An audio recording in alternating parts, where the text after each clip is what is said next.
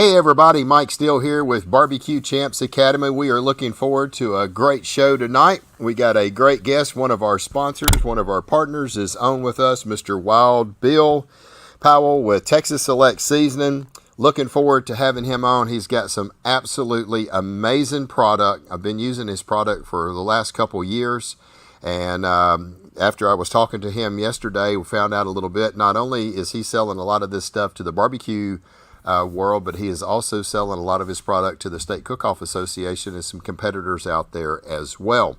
So we're going to be able to ask him a lot of questions. If you have any questions that you'd like to know about the product, certainly you can talk about or ask your questions there. And at the same time, we're going to find out a little bit about Mr. Wild Bill himself. He's got quite the accomplishments under his belt, and we're looking forward to an absolutely amazing show tonight. So as you come on, let us know that you're here. Mr. Gordon, thank you for being here. Mr. Terry, I appreciate you being with us tonight. Good seeing you this weekend. Be on the lookout. We got some exciting new stuff coming from some of our state cookers. So be on the lookout. We will certainly keep you posted and the weeks, and maybe we may be out 2 months on all of them, but we've got some great stuff fixing to happen for our state cookers as well.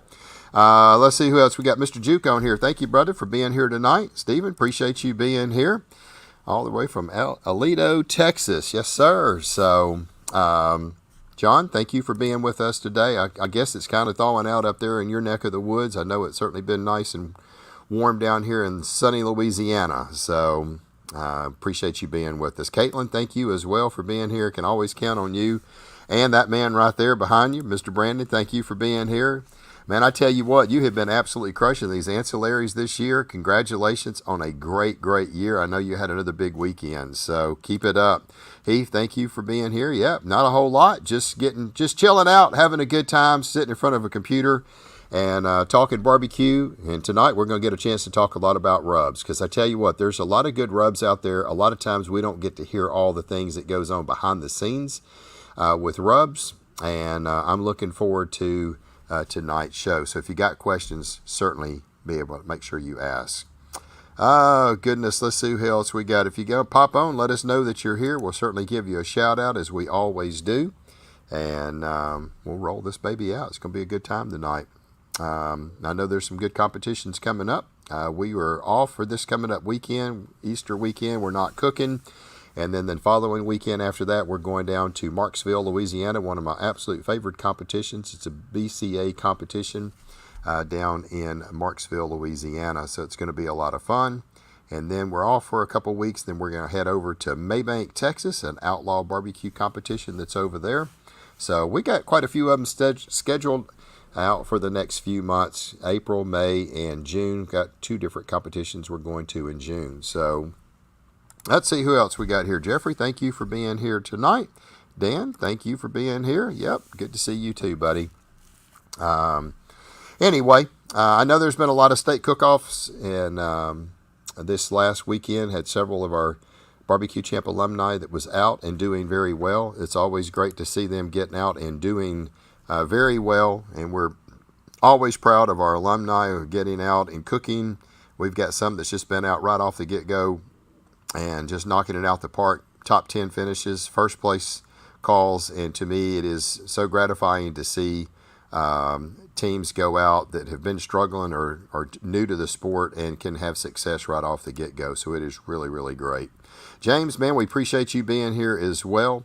Hope you are doing good. Tell Miss Erica we said hi and hope to see you guys soon. I don't know where we're going to catch up with you at, but maybe it'll be pretty soon. So, Dan, thank you for being with us tonight. Going to be a great show. If you have some questions for Mr.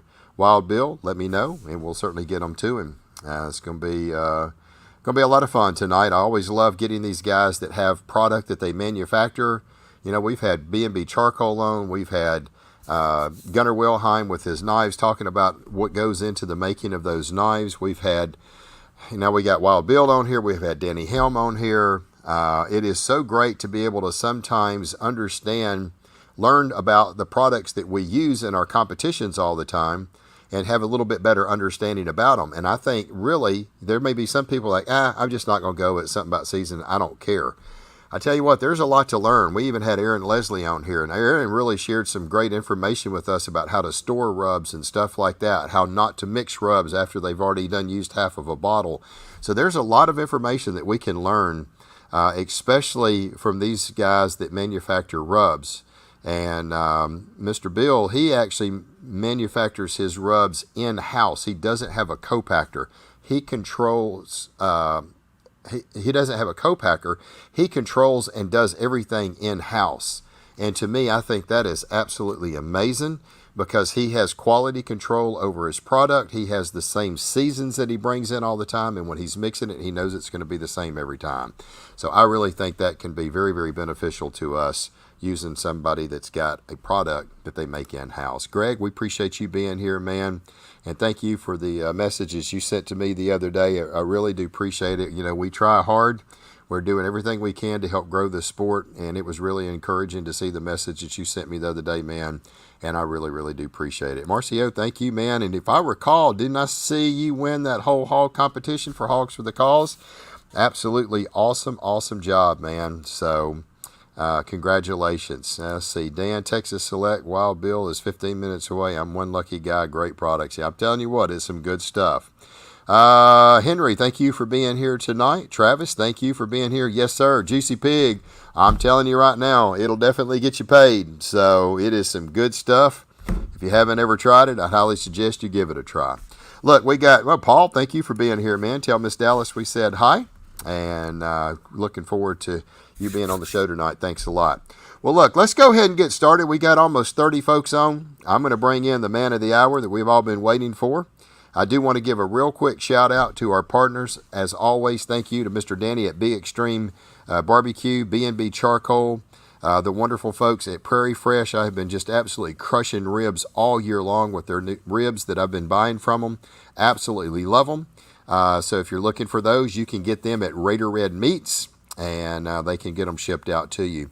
Mr. Brian at Lone Star Barbecue Pro Shop, be sure to check them out if you're looking for rubs and sauces. He also has a great product line. The Crawford's Barbecue products is awesome. The man that we're going to be on tonight, Texas Select Seasoning, Mr. Wild Bill, we certainly do appreciate him and his support that he has given us. We're doing everything we can to try to drive business to these guys and talk about their product. So we appreciate them as well. Also, Gunnar Wilhelm knives. I got a chance to use some today in a class that we was doing. A lot of fun with those knives. They're super sharp, makes my job super easy. So check them out. Also, Dustin at the Barbecue Store completely revamped his website. It is absolutely awesome. You can go to there and see every one of the competitions for the next month or two. Love what he's done there. Mr. John Lindsay with All Queued Up. And also, last but not least, Daigle's Barbecue sauces and glazes. They've got some absolute amazing product. Be sure to check them out. Well, without further ado, let's bring in the man that we've all been waiting for, Mr. Wild Bill himself. Mr. Bill, thank you for being here. How are you doing, sir? Doing great. Good to see you. Good to see you, man. I tell you what, we've been trying for the last couple weeks to get our schedules where we could get you on here. And I know you've been very, very busy, been going to a lot of trade shows and stuff like that. And you finally got a little time to pull off to the side to come spend some time with our customers and our listeners, and we really do appreciate it. So thank you for having me. Yeah, absolutely. Look, there's some things that people may not know about you, and I just want to kind of hit on a few of the highlights, and then we're going to kind of dive in. But if you're wondering if this guy's got any good credentials, I'll first put this up. He's won over 300 awards in competitions and awards featuring his rubs and stuff like that. Absolutely huge number. He has done a lot of competitions in the past. He hasn't been able to do as many as of late as he wanted to. But when he rolls out, he usually does pretty dadgum good, and he's got some amazing rubs to back him. Not only that, he is the only team to win the Barbecue Triple Crown and the Gulf Seafood Grand Champion in the same year. I think you told me you did that in 2016, wasn't it? Yeah, so that's the floods happened around here. Yes, before all the floods. Yeah, he got hit by Hurricane Harvey. Yeah, he lost every single thing. That same year, 2017. Yeah, so he got hit hard, lost everything he had to start over from scratch, and I mean, what breaks you down makes you stronger, and you've come Exactly. out swinging, and you're doing great. And self-employed, that's all you can do is keep moving That's forward. all you can do, man. That's it. Not only has he won a lot of awards for just his rubs, but he's actually got 2 gold medals with this rub right here, Juicy Pig. And he's won the NBBQA award, 2 gold medals with this rub. It is absolutely phenomenal. So if you haven't ever tried it, you might want to do so. We're going to talk about a few of his rubs. Not only has his rubs done good in barbecue competitions, but he's told me there's a lot of teams in the SCA that are using his rubs. And I made sure I got this post out to all of our SCA cookers. So I'm hoping there's going to be some of them on where you can kind of give them some guidance on, hey, here's some product that you might be wanting to try on the steaks. Absolutely. Because we got some teams that's been doing really well. Look, I've taken up a lot of time introducing you. We got a few more folks on here. Give me just a second. Candace, thank you for being here. Robert, we appreciate you being here. Steve O, thank you for being here. Tim, appreciate it. Glad you joined us. Dan, thank you once again for being here. Roy, appreciate you being here. Awesome product. Juicy Pig has helped me place 3rd in ribs. Helps a lot of people, right? And Papa Joe's Spicy Steak Walk is now available online. It's a game changer. There we go. Look. Tell me a little bit about Mr. Wild Bill. I mean, how did you get your start into barbecue? You know, did you, mom, dad, when you was growing up, did you just sit around barbecue and stuff all the time? Is that how you learned it, or did you just jump in it and do it on your own? Well, kind of the spices I kind of learned them on, but I kind of influenced it on both sides of my family in South Texas and in East Texas. So grew up cooking. Everybody had land outside. We hunted, we fished, we cooked outside. So that's kind of where I got my early influences. But I started back in 1985. That's when I made my first products, and salsa being the first things that I made. And before the Juicy Pig came around, it was actually a product called Sticky Rub, because everything was made back then in mason jars. Right. So people don't realize that's how far back that I actually started, 1985. So it's been over 3 decades of growth, during that time. So been a lot of ups and downs, being self-employed all that time. But we started the company, started off with just a few products, got out to local competitions, went to farmers markets, anywhere we could put our products in people's hands for them to try. And then especially if you get out to a local competition and you're helping someone out, like I did back then, win a couple of awards. Everybody's like, what are you using? That's the first news handout. Mason jars. This is what we got for sale right here, and give out samples of it. So that's kind of how we started, truly grassroots. And all along, I've always made my products. Once we got to the point where it was a little bit bigger, renting space out at people's restaurants to make it bigger and bigger, and eventually, building my own facility, branding my logos, branding my slogans, branding product names that I knew would probably grow in the future, putting money into trademarks and investing early on, and then kind of let the company build itself over the years, basically. Right. So it started in 1985 and to where we are today. And a lot of folks kind of, we kind of fell off the map for a while after Hurricane Harvey, because we lost everything. Lost the home, lost the manufacturing facility, lost the retail store. Pretty much everything was gone. So we spent several years rebuilding our life, rebuilding our brand. I didn't have a product on the market for a year and a half. Right. So we didn't compete for 4 years. Right. And the way I always told everybody is that I'm a manufacturer first and foremost, but I enjoy competitions. And that's the way to get out there and advertise your product. Because when I started, there was no social media, there was no smartphones, none of that. Right. And you couldn't figure out which magazine you want to write an ad in because you had a little bit of money to play with. You couldn't make the wrong investment. Yeah. So we felt like the investment was to go out and meet folks, put it in their hands, and that's how we got started. Yeah, that's an awesome story, man. I mean, starting from that long ago, I mean, 85, 95, 05, 50. I mean, that's over 30 plus years. Was that 37 years? And to be able to stay tried and true with a brand like that.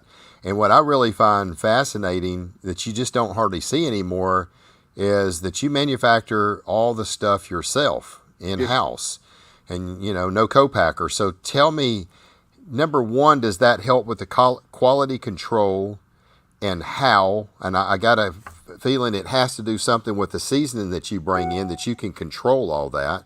That's right. So tell me a little bit about how you go about doing that. It's all about the quality control. And that's what I was concerned about, going to other facilities that change different products, around. We started off before all natural, was a buzzword. We were always an all natural company because I believe in having the best quality products, individual products. We don't do like pre-blended garlic salts and things like that.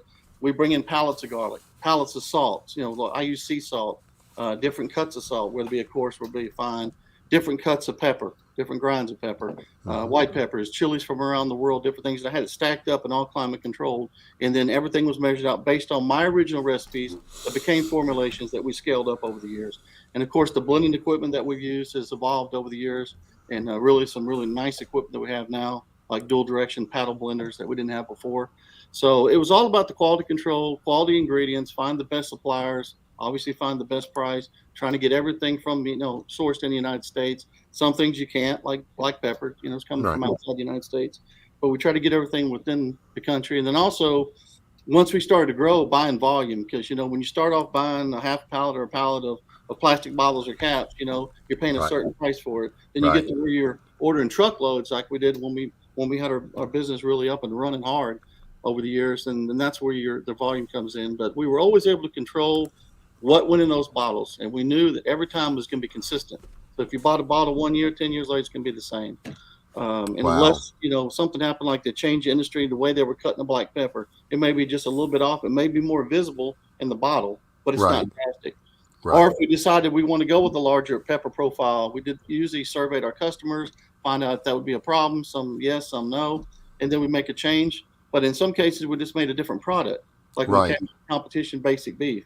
It has larger salt profile, larger pepper profile for those that want it on their brisket, which I personally like it on my steak as well, versus the fine grind original, that goes back from the very beginning of the company. Which is the basic beef, yeah.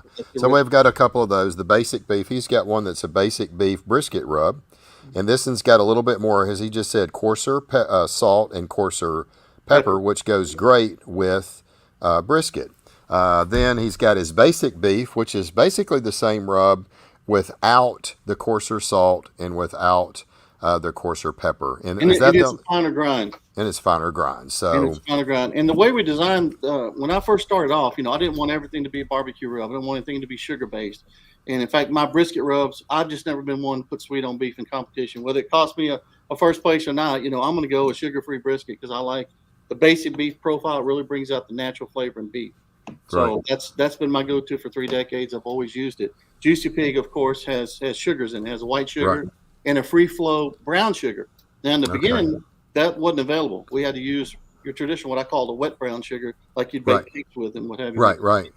And it would always bog down machines trying to get it. And then, of course, you put it in a mason jar. It's about the only thing you store it in. Plastic bottle like this, it would just turn into a rock. Right. So when they came out with technology in Louisiana, when they opened up the factory, started making free-flow granulated, what they call granulated sugar, and that changed the game. That's when I took my original recipe. It was called Sticky Rub. Sticky Rub was in a mason jar. It's the very first barbecue rub I ever made in the 80s. From Sticky Rub became Juicy Pig once we got the free-flow brown sugar where you could sprinkle it over the meat. Whereas Sticky Rub, you'd actually take a handful of it and work it in the pork shoulder or work it in your ribs or in your chicken. Right. So now That's it's interesting. a free-flow agent. That's pretty interesting, man. Look, this guy's like everything else. This guy's got obviously a tremendous amount of knowledge when it comes to rub. So if anybody's got any questions, now's a great time. If you want to start putting them in the chat, we've got plenty of time. Well, one question I get a lot of is about the salt levels in mine, because we're really low sodium, and the way I design my rubs is to have barbecue, all-purpose seasons. I've got fiery hot line of products, but like the Juicy Pig. This is my highest decorated product, but it's only 140 milligrams of sea salt because in competition, we do everything in layers, right? Right. So when I started off, I had 2 garlic salts. One's mild with a jalapeno and a hot one with the chili piquin. And I'm biracial, so I grew up harvesting this chili as a kid in South Texas and Alice, and that's just something I wanted to have in several of my products. Right. So these products are used as a base layer, Juicy Pig on top. Like I'll use my jalapeno garlic salt and Juicy Pig together, and maybe on my finishing glaze I'll pop a little piquin salt on top. So it's a base coat while it's cooking, and it's a finishing coat for the judges to get that little pop at the end. So if you want to add a little bit more garlic salt with chili pepper, you can always use these in addition, in tandem with my other products. That's how it was designed, so don't we have to put so much salt in one rub, because people want to add 2 or 3 layers. That's how they do Juicy Pig. I layer it, look at the meat, when that little wet spot, till it looks like everything's coated. And my slogan I've always taught people is shake it, don't cake it. Do everything in light layers. The meat will tell you what needs some more. Just don't cake a bunch on there and throw it in. That's the last thing you want to do. Shake it, don't cake it. Shake it, that's it. I love that. That's a good, and it's like that with anything. So Let's see if we got any. What do you guys? Okay, let's see what we got here. What do you guys use to mix with your barbecue sauce to get that shiny sheen on your ribs and chicken thighs? So, um, I came up with a product that's very unique. It's called the salted vodka rib glaze. Now, this glaze is a liquid version of the juicy pig. oh So wow, when I wanted to come up with this, I didn't really want a barbecue sauce per se, but I wanted all that flavor profile at the end. When you first put it on your ribs, it looks so beautiful. They're on the pit, and after 3-4 hours, you've got that look. You want to bring back the color, and you want to bring back that pop of that flavor.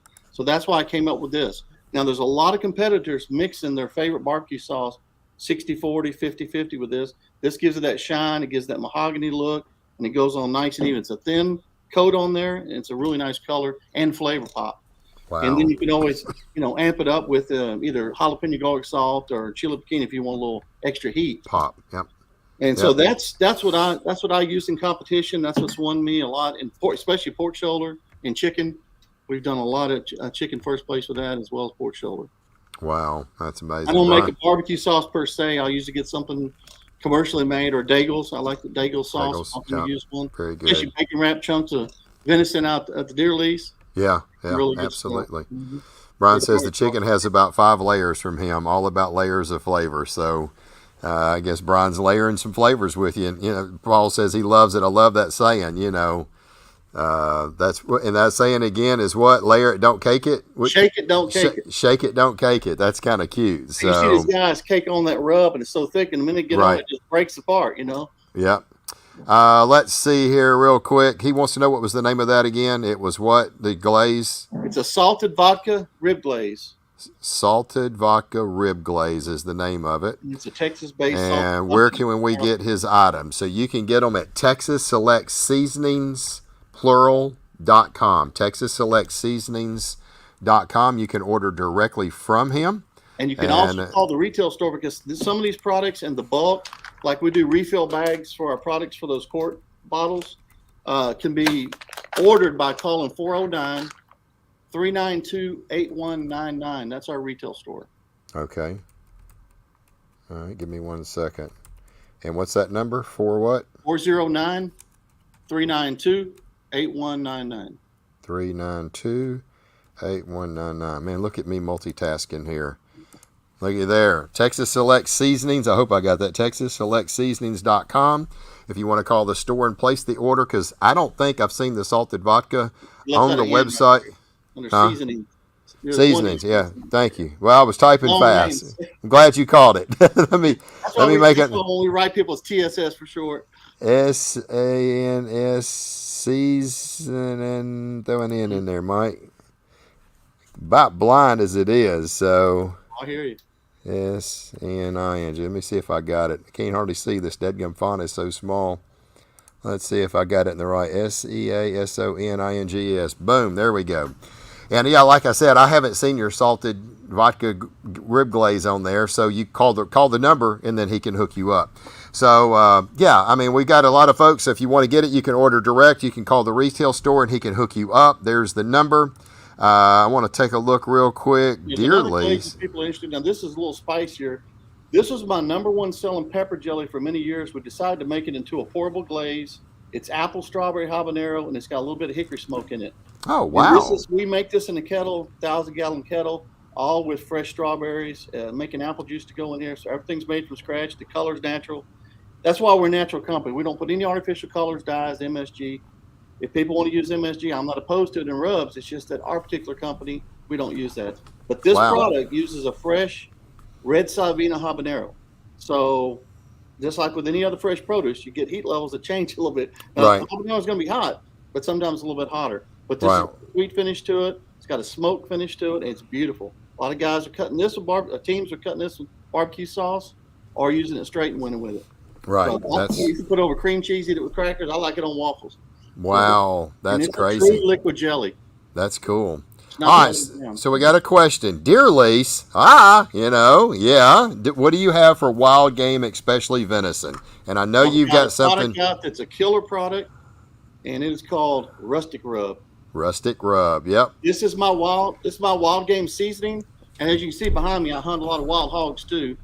And I've got another one coming out called Rooter Rub that's going to be built off my South Texas influence. It's going to be coarse like this. Now, everything's coarse in this rub. And this rub also, and I'll give you a little secret about this rub. A lot of folks are putting this in a spice grinder, and this is their finishing dust on just about every damn thing in competition. Really? I'm telling you, once they glaze, they'll come back with a little bit of this powder on top because it's coarse. Right. But it's got roasted garlic in it. It's got toasted onion. It's got a lot of depth of flavor in it. Wow. If you're cooking a venison stew, the longer this thing cooks, the more it releases flavor. It's got coarse herbs and stuff in there, and then coarse sea salt. But if you grind this up, it makes a killer finishing dust. Finishing dust. How about people that? use it in steak competitions, ribs, especially brisket. I mean, it really blows it wide open in brisket. Okay. So something to keep in mind. This right here is not just for wild game. It's a great finishing dust. Wow. All right. Cassie wants to know, do you ship to Australia? Well, we pretty much ship the United States, but we will do it. But most times when we quote it, and we don't make money on shipping, it's exactly what it costs. But a lot of times we will. Yes, if they'll email me. We'll quote them. Mm-hmm. Okay, give you a quote. And usually, if I ship out of the country, I'll usually throw something extra in because of what it costs them to get it there. Yeah, absolutely. Mm-hmm. Yeah, the salted vodka doesn't stay in stock long; it goes fast. Yeah, sounds like it does. So Mike just got shipped the last bottle, so yeah, he sent me a bottle to try. I'm like, man, that sounds pretty good. So. Oh, goodness gracious. Let's see. All right. Travis is, he's got a little company that he's been trying to kickstart and get off the ground. And he's just got a couple questions. So what's the process of setting up your own manufacturing? What license inspections are involved? So, well, the first thing is Travis in Texas? Yeah, Travis is in Texas. Go to, state of Texas and Austin, you have to file for your manufacturer's license. Is the first thing. And then once you set up an area wherever you're going to, if you find someone that has an approved facility you can start off in, that's a good step to start off before inspecting your own. But you have to have a manufacturer's license. People don't realize that even if you sell a product that you're not actually hands-on making yourself, you're having a co-packer making it, you're still distributing a product. And there's a lot of people still trying to do things out of their home, which is, that's up to them if they want to do that. And you can do it to a certain extent, small scale. If you're doing farmers markets and certain farms are allowed to do, make jellies and jams in small production runs and sell them. But once you get to the point where you're making hundreds, if not thousands of bottles, you got to be fully licensed. And that's when we finally get to that point, that's when we trademark the company name, we trademark a logo, we trademark slogans and everything. We knew at that point we're going to have to invest the money there and make it happen. So there's a lot to go through. But the first thing is getting your food manufacturer's license through the state and identifying whether you're going to hands-on make it or just sell a product with your name on it. And then find a location. And we like I said, we prefer to have our own facility to make the product, have full control over it. But you can lease a space that's already set up and make your own product. And also we manufacture and help people create formulations, because you start off with a recipe, but once you scale it up to where you're going out and making a lot of it, it's called a formulation. And I specialize in helping people taking that next step, so they can come to my services. To go into my facility, we have every raw material you can ever imagine, except MSG. I don't really stock that, but they can bring it in if they want to mix that. But I have pretty much everything else known to the spice business. So if you wanted to help somebody, they come in and say, look, I've got a little flavor profile I want to work on, blah, blah, blah. You can help them either take what they've got and create it and make it to where it is manufacturable. No, we prefer them start with, they have to have that base recipe. Right. Get your recipe. Come in with an idea, I want to do something like that. We don't really work with that, and we're definitely not going to take someone else's product. That's happened to us over the years. People take one of my products, hey, can you make something similar to this that this guy's got? Because we don't want to buy it, we want to make our own. So bring in your... We're into innovating. Our company, we innovate, we don't emulate. So if somebody has a really good idea, they want to come out with a unique product, that's what we look at. And we'll turn people down. If they come to us, say, I got a bottle of this, can you make something similar to it but a little bit different? No, create a recipe, then come talk to me. And then I'll take that recipe and help them scale it and tweak it and perfect it into a formulation. And from the formulation, we'll bottle it. But it gives them an opportunity to do a small scale run versus doing 500 to 1,000 pounds of product at a time. Right. We'll have that money up front. We'll help them with a smaller run, get it together, tweak it, perfect it. Then we can talk to them about what the cost is like to move forward. Actually get it out there. Your labeling requirements, your manufacturer's license requirements, all the things that's involved. We'll make sure all those boxes are checked before the first product goes out to the customer. I got you. That's interesting. I love that. That is awesome. All they got to do is email me and contact me or call that phone number at the store.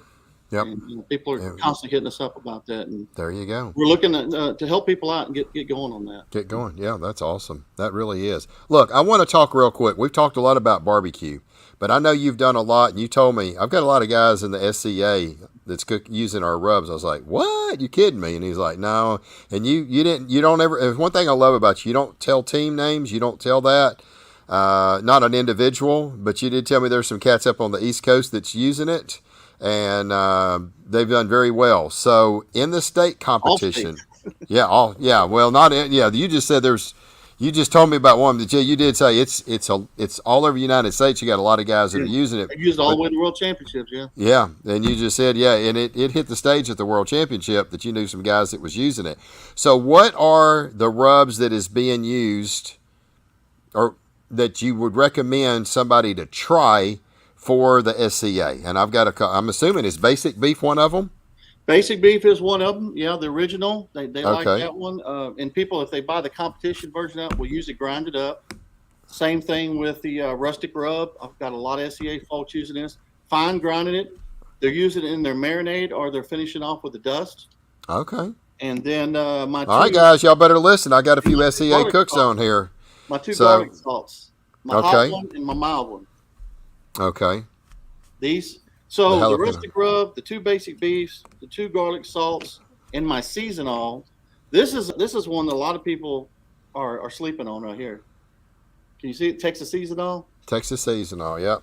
Yeah, this one right here is a killer. I don't know if you sent me one of them, but I sure needed one for these classes. It's in your box. Okay, good. Not today, but that's good as a base coat also. It's got some ground celery seed powder, so it's got a little savory in it. Yeah. Some fine grinds. It works great on steak or as a finisher for steak. So, and same thing with fajitas. We won a lot of fajita jackpots, and we won a lot of steak contests as far as open chef's choice categories like that. But at SCA, I've only actually done 2 events. And one team that uses my products locally, they hit a top 5 steak. I haven't been fortunate enough to get a top 10 call yet. I've only done 2.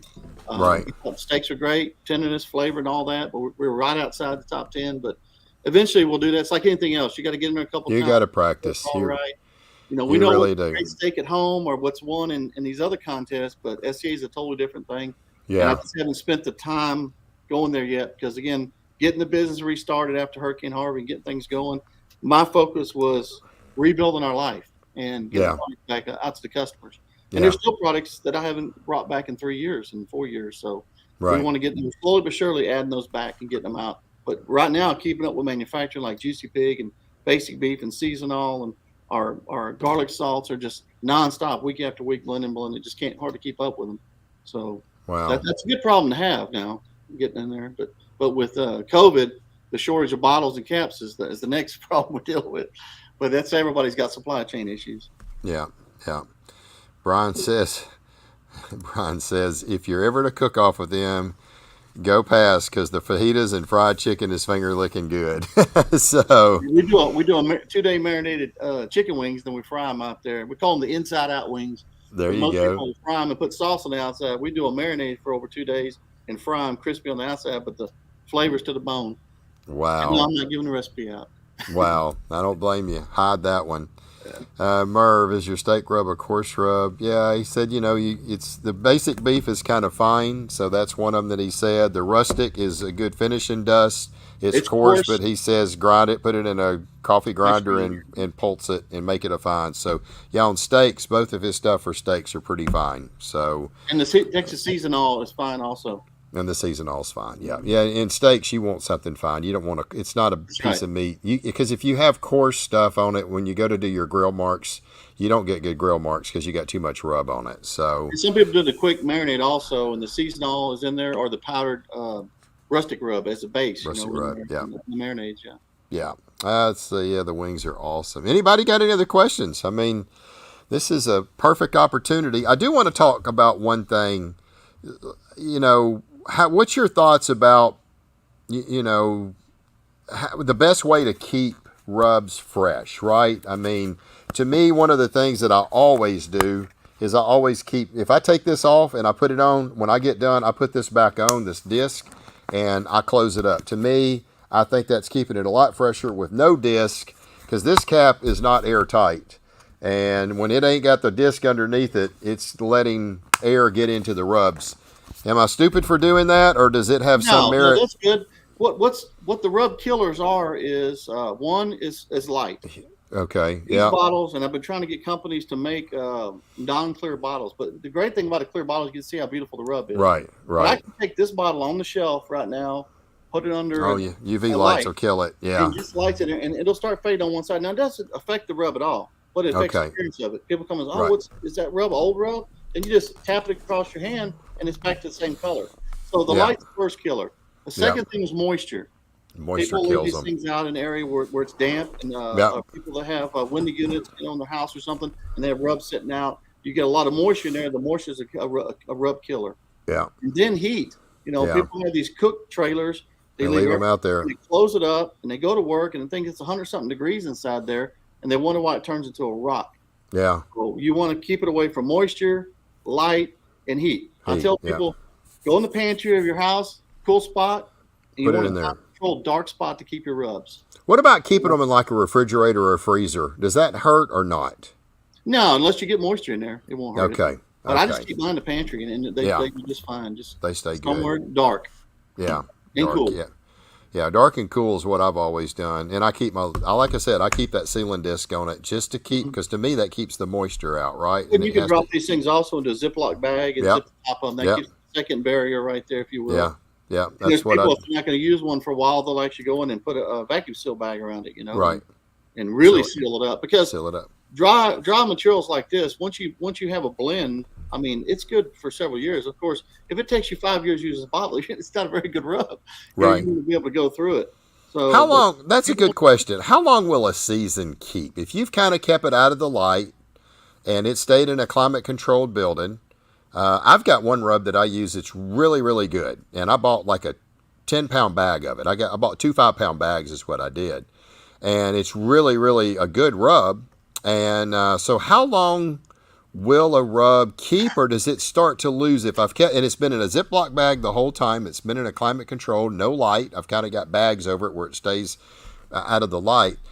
Does a rub lose its potency? Does some of the spices start to taper off after about 3 years? They will after a while, after a couple of years, but it depends Okay. on the barrier. Like the bags that we use for bulk right here, these have a full liner inside. So this barrier, if you keep this sealed up, you could probably 4 or 5 years and open this up, and the bottom of it still looks like new. Okay. So it depends on the barrier that you're sealed in. Some of these cheap plastic bags don't have the type of barrier of this full liner here. Right. Big Okay. difference. These clear Okay. bottles, I mean, these things are deadly. I mean, they're expensive, they look good, but it's the worst thing really for the spice if you leave it out in light or anything else. So Right. I don't Right. like storing it in these long term unless I put it in a Ziploc bag with an extra seal on it. I got you. But yeah, usually 2 years. But if you got a rub for 2 years, unless you bought bulk for some reason, Right. you'd be using that up in that time. Yeah. For most people that cook Interesting. and buy something, they use a lot. So if it's getting 3 years, it's getting close. It's starting to lose Getting some of its close. potency. Yeah. Yeah, that's like what I anything kind of else. thought. Yep. Let's say, Doesn't last forever. yeah, it won't last forever. That's for sure. So, anybody got any other questions, man? I tell you what, this is some great information. I do want to talk about a couple of products that we didn't mention. Is people don't know we make is I'm into a lot of heat. I grew chilies for a long time, and when we used to the farmers markets, I'd make small batch salsas that we sold. And two of the hot products as far as seasonings, my number one seller over the years is called rattlesnake dust. Okay. This is exotic chilies from around the world. Just a little hint of lemon juice powder, a little hint of sea salt, and a little bit of ground herb. It's a fine powder, fantastic on broiled seafood, or if you have a pot of chili and somebody wants it hot, somebody don't, you can put this in there on one half of the pot. Doesn't really change the flavor profile of the chili, but it kicks it up in heat. And then the one above that's called ghost dust. This is basically rattlesnake dust, but with ghost chili added to it and a little bit more herb. It's got a white pepper in it. You can keep for that people that crap. like hot seasonings, and then a seafood season. This helped us win the Gulf Coast Seafood Championship. It's called Coastal Seafood. Coastal Team Seafood. Texas Select Barbecue, which is our company team. We won the Seafood Championship with pretty much 2 rubs. Coastal Seafood, and one I don't have in front of me, is called Herbal Red. And Herbal Red's our number one selling gourmet seasoning right there. White wine, butter sauce reductions over fish. I mean, that's an incredible, that's a chef's choice right there. You can mix that Really? in just about anything. It's an incredible product. Well, that Herbal picture Red. right there is a ranchero catfish that I do. So that's a herbal red, and it's good on what now? Anything. It's our number one gourmet season. But I do a lot of white white wine butter sauce reductions for seafood. Mm-hmm. And then I make like that sauce for the grilled catfish there. Mm-hmm. A little cumin in there on top of it. It's got a lot of herbs. Very savory blend. Now tell me about this one, Chipotle Cowgirl. That is a sleeper also, and I'm going to actually redesign that label because that's the ugliest label for a product that sells as much as it does. But basically, it's the juicy pig with a hint of cinnamon and chipotle smoked peppers in it. Really? And years ago, we had a couple of female cooks that use it because they love the name Chipotle Cowgirl. And as it turned out, and then everybody started using it, say, man, what are you using? That's a great product. And next you know, it started taking off. So it's been a great seller for us. We've never really promoted it much, but a lot of teams are using it. And it's anything juicy. You use juicy pig on pork and chicken, you can use it.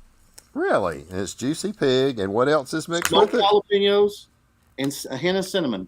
Okay. Yeah. Mm. It's a sleeper also. Dang. Yeah. Yeah, that tastes. Of course. That's got a good flavor to it. Yes, sir. Appreciate it. Wow. Yeah. And then salsa. Don't forget about our salsa. This is my highest decorated salsa, Tomatillo Avocado. It's won every national award I've ever put it in. Multiple Golden Chili Award winner. This thing on a brisket taco or carne asada taco, it's unbelievable. And it's old school salsa verde like we made growing up with a lot of small chili in it.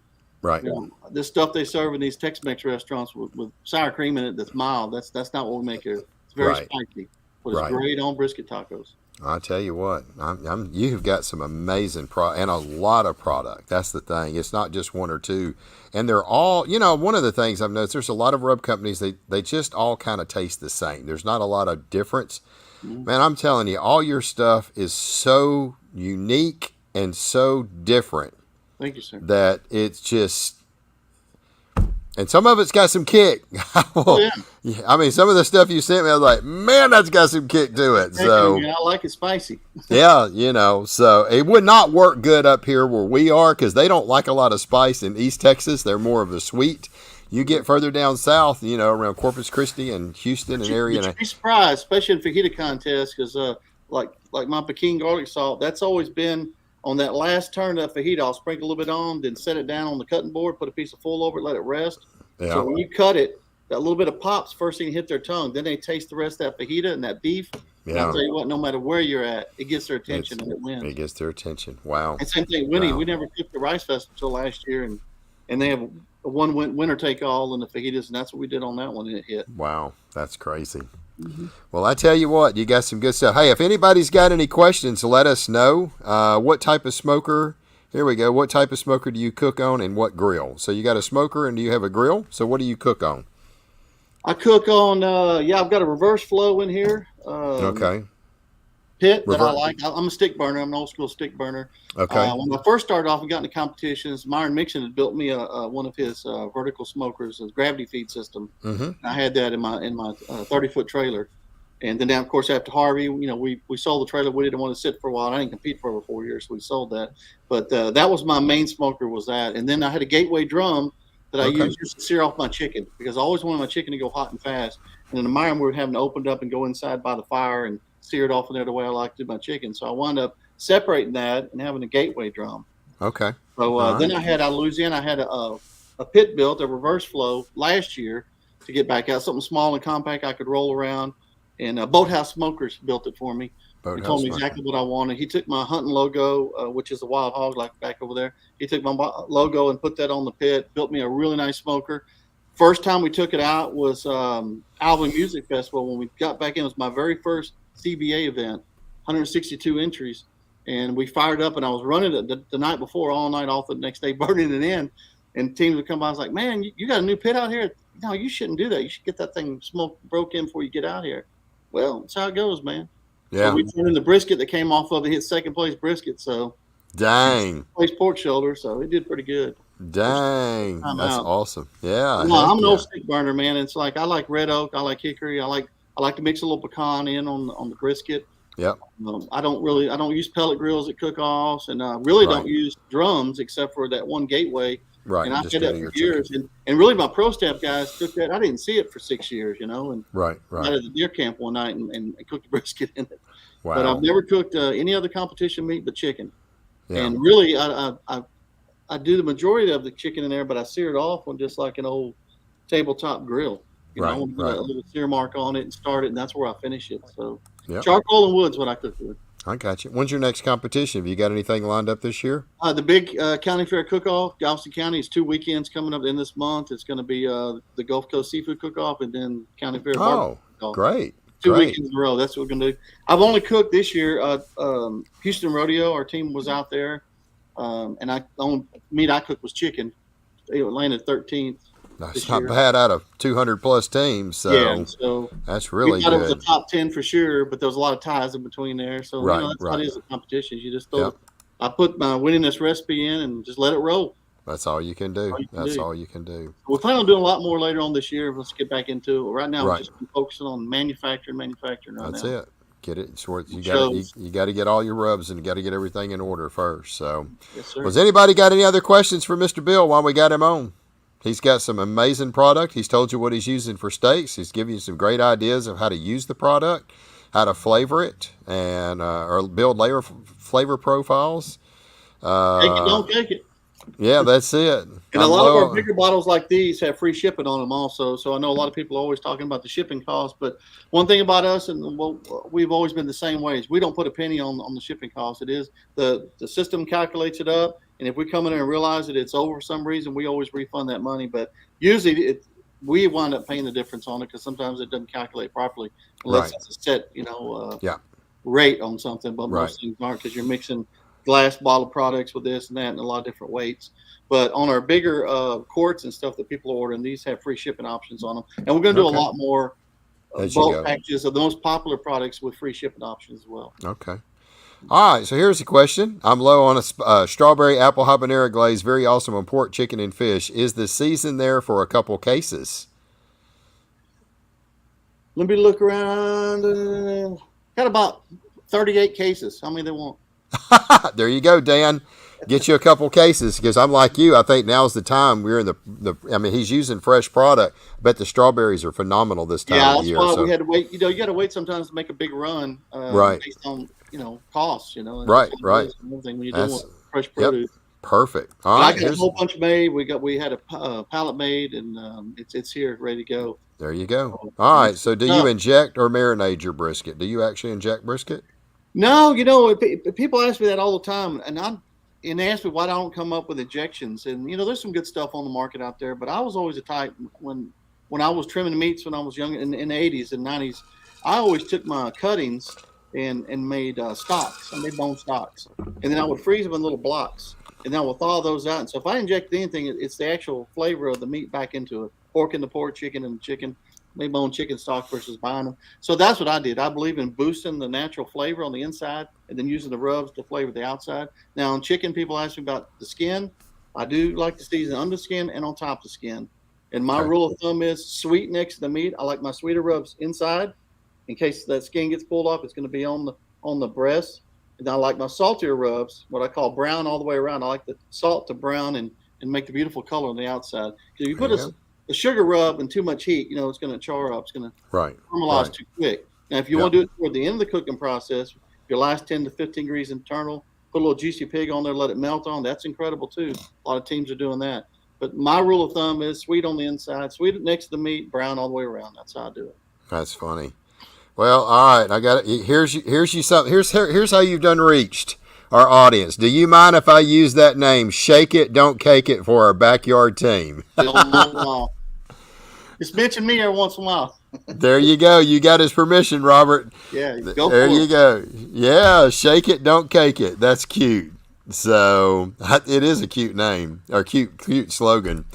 All right, so here's another one. After using the barbecue vodka glaze, should we store it in a refrigerator? Yes, all my products are all natural, so anything that's a glaze or a salsa, and it'll say on here on the label refrigerator after opening, it needs to be, yeah. Okay. We don't use vinegars or anything to preserve our salsa. It's all natural and fresh vegetables in here. We use citrus, fresh squeezed citrus to use get the pH balance right. And we do a 2-stage cooking process, 2 heat levels. And then we actually seal this thing in a jar. This thing could sit on the shelf for 4 years without opening and be fine. Okay. And once you Perfect. open it and you eat what you want off of it, just put it in the fridge. Put it in the Because refrigerator. if it sits Okay. out for a day or two, it could mold because it's a natural product. I got you. That's the great That's thing about interesting. natural product. You get that flavor. When you pop the top on my jar and smell it, it's like fresh ground vegetable in the Wow. sauce.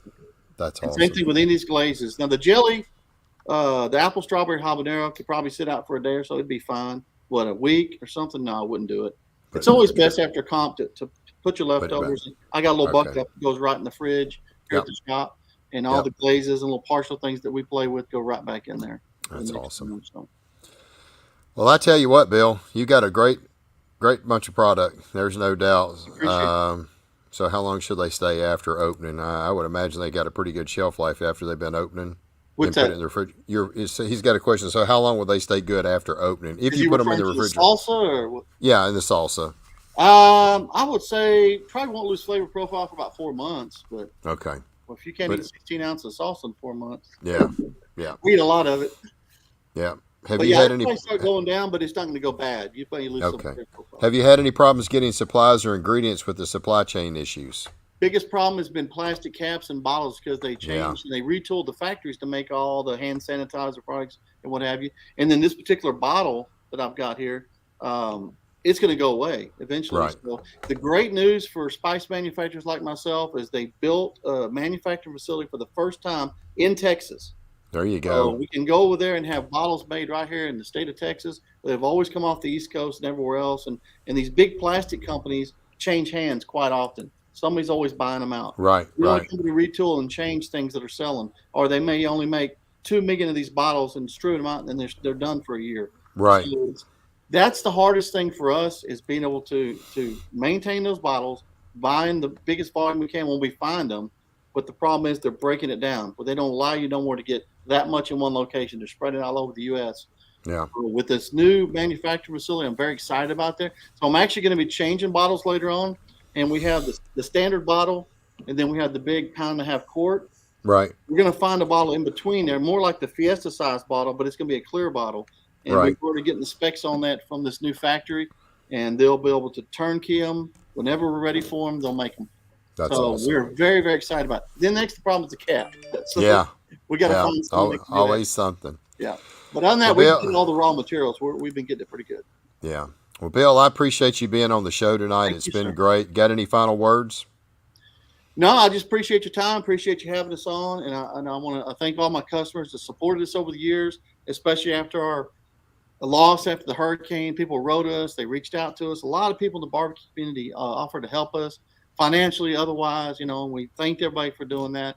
But it's just one of those things you just got to rebuild it on your own and build it up and go forward. That's But it. the That's all minute you I can had do. the products available after a year and a half of not having the product, the sales came in and people came right back. So we Yeah. really appreciate that. That just goes to show one thing. You got a great product.